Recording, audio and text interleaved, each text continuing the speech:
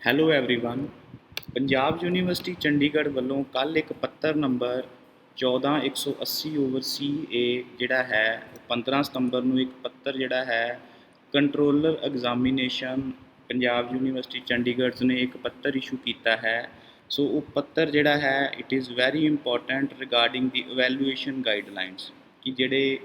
ਬੱਚਿਆਂ ਦੀਆਂ ਜਿਹੜੀਆਂ ਆਨਸਰ ਸ਼ੀਟਸ ਉਹ ਕਿਸ ਤਰ੍ਹਾਂ ਇਵੈਲੂਏਟ ਕਰਨੀਆਂ ਹਨ।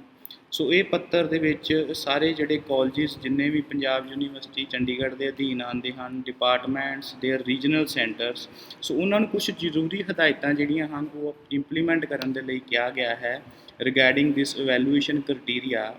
ਸੋ ਇਹਦੇ ਵਿੱਚ ਦੋ ਤਿੰਨ ਜਿਹੜੀਆਂ important guidelines and I would like to share with you. So first guideline is regarding online submission of answer sheets of students ਕਿ ਜਿਹੜੀਆਂ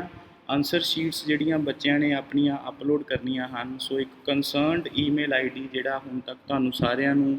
ਹਰ ਇੱਕ ਕੰਸਰਨਡ ਕਾਲਜ ਨੇ ਹਰ ਇੱਕ ਕੰਸਰਨਡ ਡਿਪਾਰਟਮੈਂਟ ਨੇ ਬੱਚਿਆਂ ਦੇ ਨਾਲ ਸ਼ੇਅਰ ਕਰ ਦਿੱਤਾ ਹੈ। So they have asked each college department and regional centre to upload that email ID on their website ਕਿ ਉਹ ਸਾਰੇ ਕਾਲਜ ਜਿਹੜੇ ਹਨ ਉਹ ਸਾਰੇ ਡਿਪਾਰਟਮੈਂਟ ਸਾਰੇ ਰੀਜਨਲ ਸੈਂਟਰ ਜਿਹੜੇ ਵੀ ਪੰਜਾਬ ਯੂਨੀਵਰਸਿਟੀ ਚੰਡੀਗੜ੍ਹ ਦੇ ਅਧੀਨ ਆਉਂਦੇ ਹਨ ਸੋ ਉਹ ਈਮੇਲ ਆਈਡੀ ਨੂੰ ਆਪਣੀ ਵਿਭਾਗ ਦੀ ਵੈਬਸਾਈਟ ਦੇ ਉੱਤੇ ਅਪਲੋਡ ਕਰ ਦੇਣ।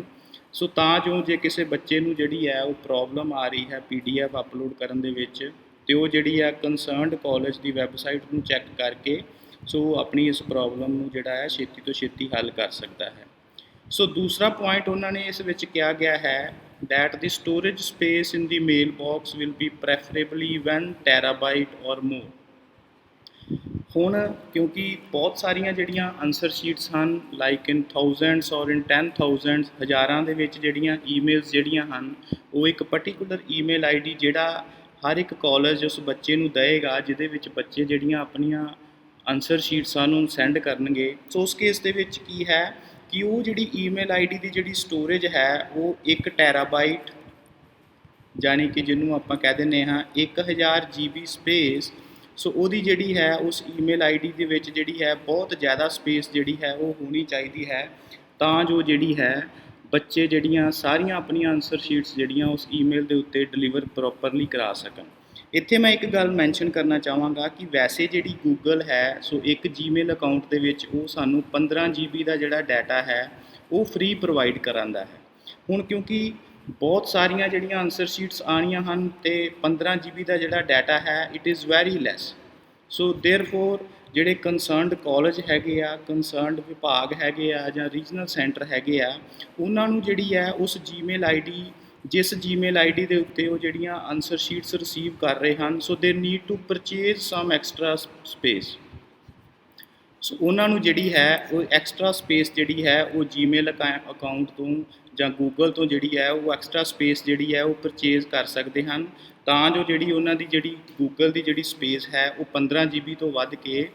1000 GB ਤੱਕ ਜਿਹੜੀ ਹੈ ਉਹ ਡਾਟਾ ਸਟੋਰ ਕਰਨ ਦੇ ਲਈ ਅਨੇਬਲ ਹੋ ਜੇ। ਸੋ ਜੇ ਉਹ ਅਜਿਹਾ ਨਹੀਂ ਕਰਦੇ ਤਾਂ ਹੋ ਸਕਦਾ ਹੈ ਕਿ ਉਹ 15 GB ਦੇ ਡਾਟੇ ਦੇ ਵਿੱਚ ਬਹੁਤ ਸਾਰੀਆਂ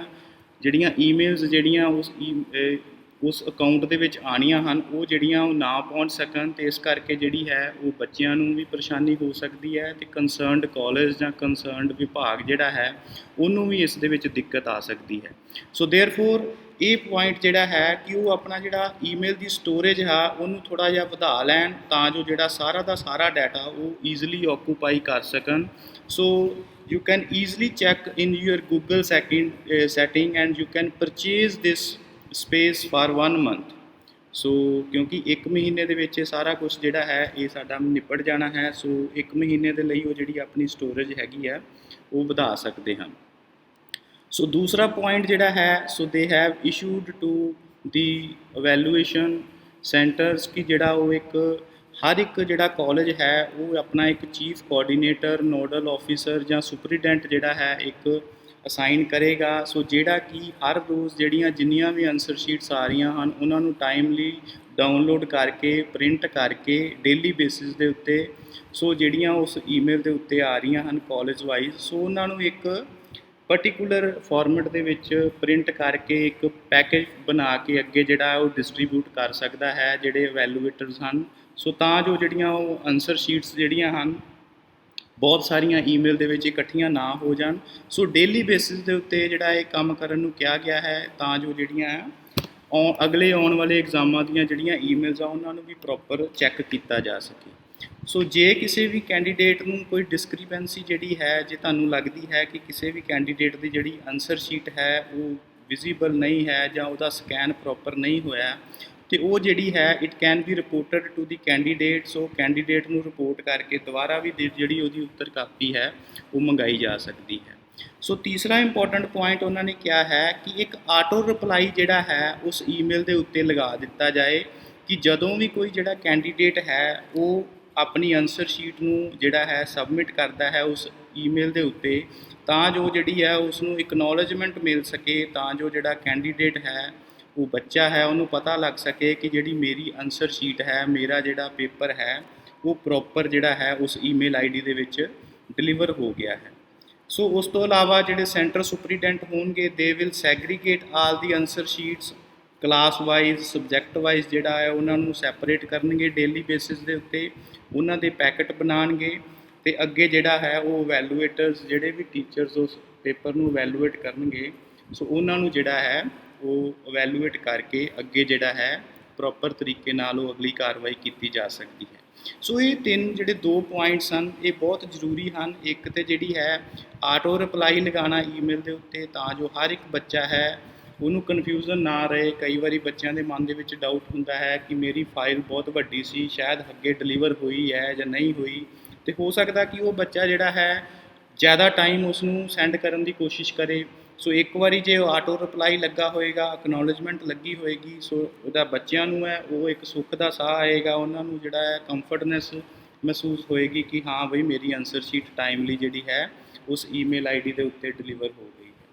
ਸੋ these are some of the important points which I would like to mention about this Punjab university Chandigarh ਨੇ ਜਿਹੜੀਆਂ ਗਾਈਡਲਾਈਨ ਜਾਰੀ ਕੀਤੀਆਂ ਹਨ। ਸੋ ਉਸ ਤੋਂ ਇਲਾਵਾ ਹੋਰ ਵੀ ਜਿਹੜੀਆਂ ਗਾਈਡਲਾਈਨਸ ਹੈਗੀਆਂ ਹੈ, ਮੈਂ ਡਿਸਕ੍ਰਿਪਸ਼ਨ ਬਾਕਸ ਦੇ ਉੱਤੇ ਇਹ ਵਾਲੀ ਜਿਹੜੀ PDF ਫਾਈਲ ਹੈ 3 ਪੇਜਾਂ ਦੀ ਮੈਂ ਉਹ ਅਪਲੋਡ ਕਰ ਦਾਂਗਾ। You can check this PDF file ਵਿਚ has been issued by this controller of examination. And ਜੇ ਹੋਰ ਵੀ ਕਿਸੇ ਤਰ੍ਹਾਂ ਦੀ ਜਿਹੜੀ ਕਾਲਜ ਨੂੰ ਪਰੇਸ਼ਾਨੀ ਆ ਰਹੀ ਹੈ ਉਹ ਇਸ ਈਮੇਲ ਆਈਡੀ ਦੇ ਉੱਤੇ ਈਮੇਲ ਕਰਕੇ ਆਪਣੀ ਜਿਹੜੀ ਆ ਉਹ ਪ੍ਰੋਬਲਮਸ ਆ ਉਹਨੂੰ ਦੂਰ ਕਰ ਸਕਦੇ ਹਨ, ਜਾਂ ਤੁਸੀਂ ਇਹ ਦਿੱਤਾ ਹੋਇਆ ਫ਼ੋਨ ਨੰਬਰ ਜਿਹੜਾ ਹੈ ਜੈਲਾ ਸਿੰਘ ਦੇ ਨਾਲ ਤੁਸੀਂ ਜਿਹੜਾ ਹੈ ਪੰਜਾਬ ਯੂਨੀਵਰਸਿਟੀ ਚੰਡੀਗੜ੍ਹ ਦੇ ਵਿੱਚ ਜਿਹੜਾ ਹੈ ਹੋਰ ਆਪਣੀਆਂ ਡਿਟੇਲਸ ਦੇ ਰਿਗਾਰਡਿੰਗ ਉਸ ਨਾਲ ਕੰਟੈਕਟ ਕਰ ਸਕਦੇ ਹੋ। ਸੋ ਆਈ ਹੋਪ ਇਹ ਵੀਡੀਓ ਜਿਹੜੀ ਹੈ ਇਹ ਕਾਫੀ ਮਦਦ ਕਰੇਗੀ, ਕਾਫੀ ਕਾਲਜਿਸ, ਕਾਫੀ ਜਿਹੜੇ ਕੰਸਰਨਡ